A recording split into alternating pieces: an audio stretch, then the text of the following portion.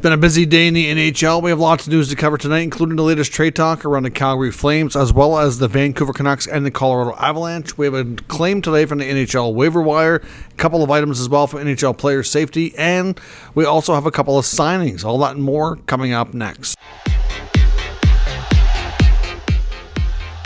So welcome back to another video here at Top Shelf Hockey. As you can see, I'm currently on the road. Like I said earlier, if you caught the Shane Pinto signing video earlier today, on the road in Halifax. It's a tournament weekend for my daughter, so we're going to be away. So you're going to see some different kind of setups here. Not much of a view from my hotel. It's obviously late as well. It's kind of dark, so no point in trying to get you any other different scenery. But for today, busy day. We had a waiver claim. Let's start with that. Spencer Martin was on waivers. Goaltender for the Jackets was picked up by the Hurricanes. No big surprise there. Obviously, the Hurricanes were pretty desperate for help in goal, so he'll go there. We'll see what happens. We don't know the long-term status of Freddie Anderson.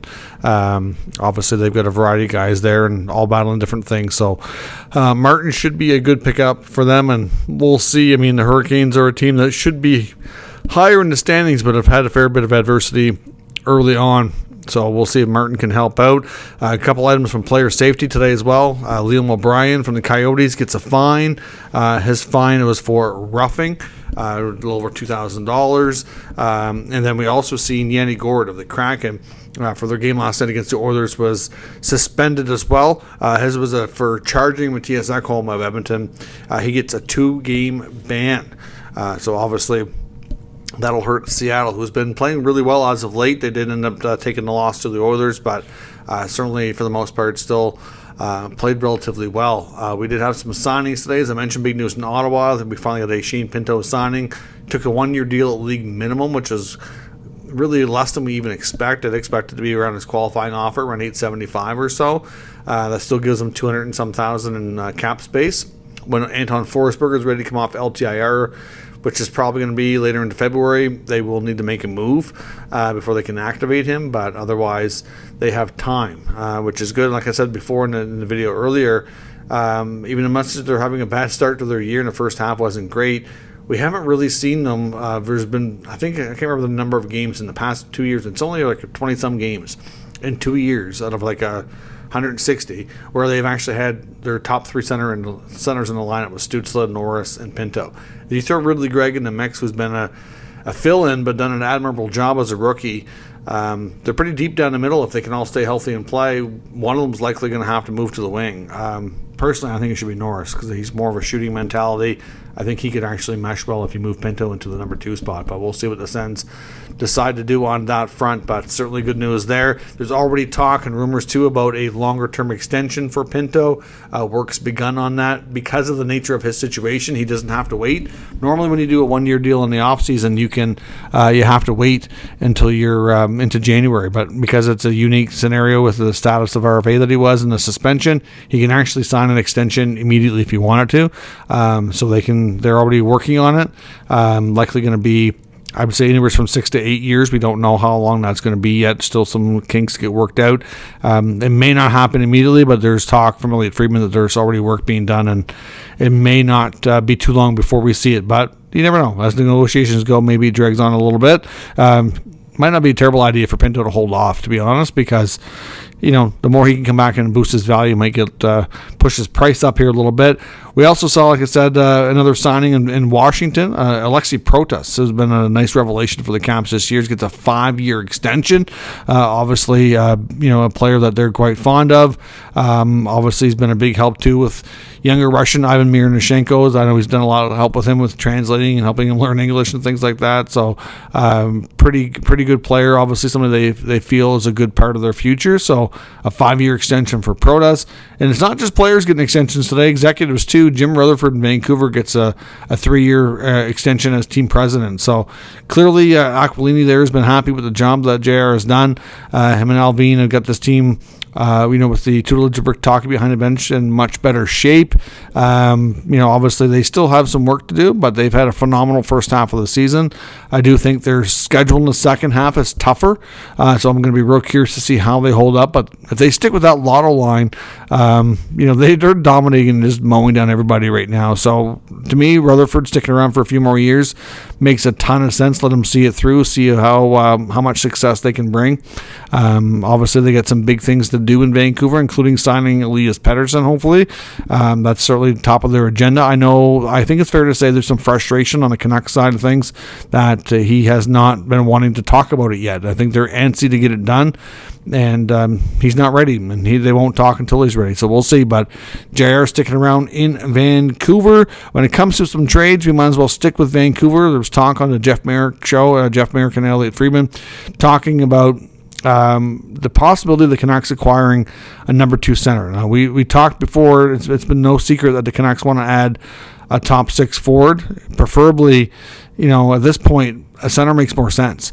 There was probably looking earlier, there was probably a winger made more sense, and there was a lot of links to Jake Gensel, the connection from Pittsburgh with Alvina Rutherford, great player on top of that.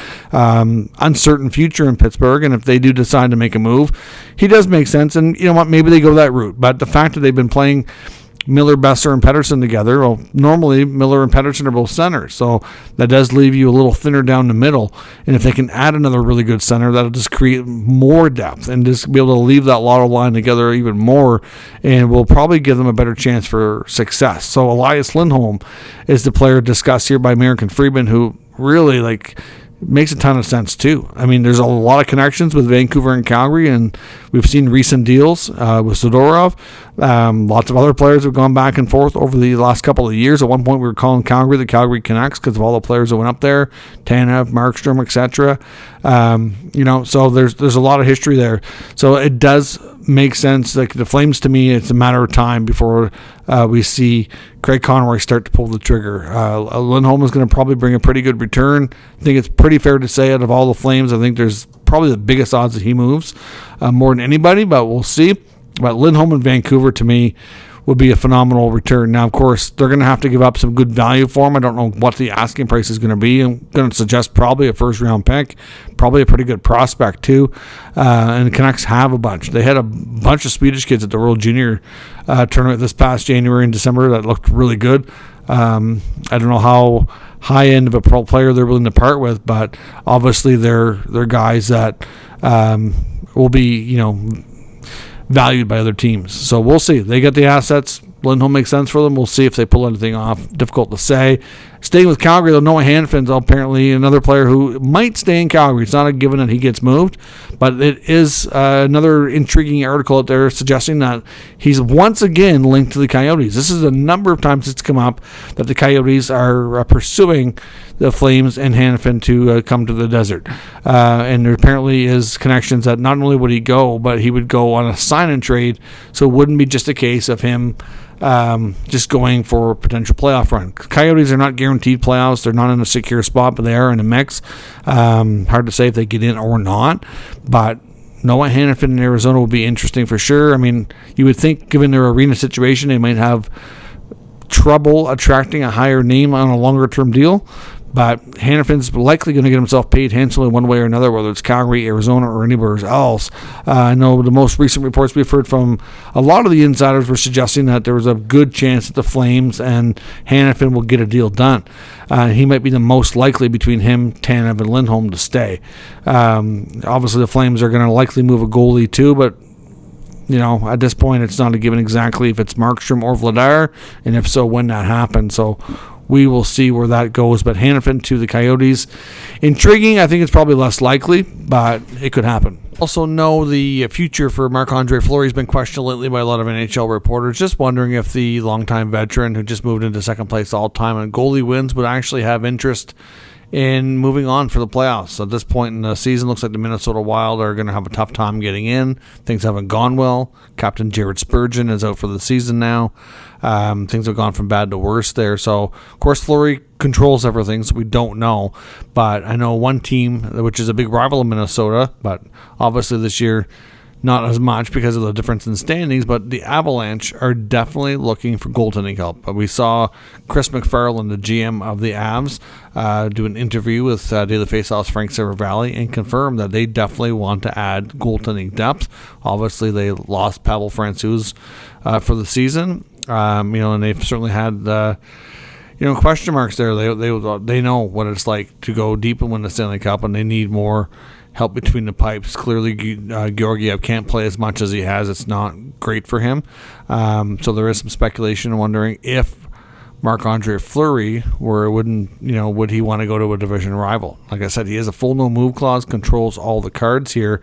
I can't imagine it would be too steep of a price, but it would be obviously something half decent for sure. I mean, Fleury does have a good value.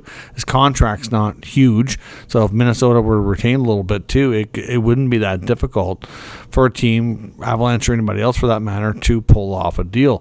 So, obviously the Avs want to add. There are other options out there. Like we know that Montreal's got 3 goaltenders. There's still a lot of speculation that Jake Allen will get moved at some point. But again, bigger contract. Sounds like Ken Hughes has a pretty big asking price too.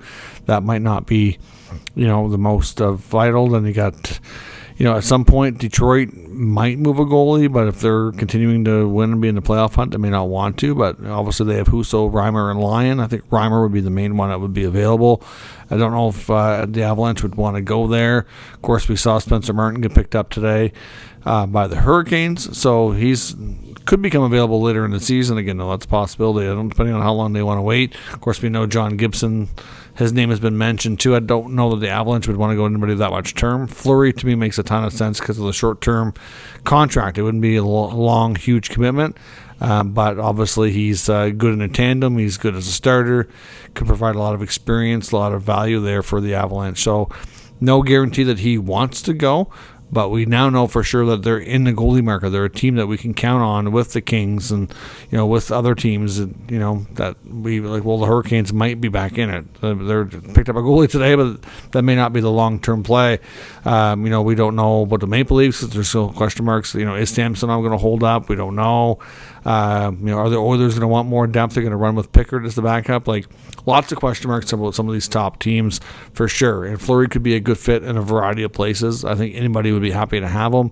But it's going to be, at the end of the day, it's going to be up to him.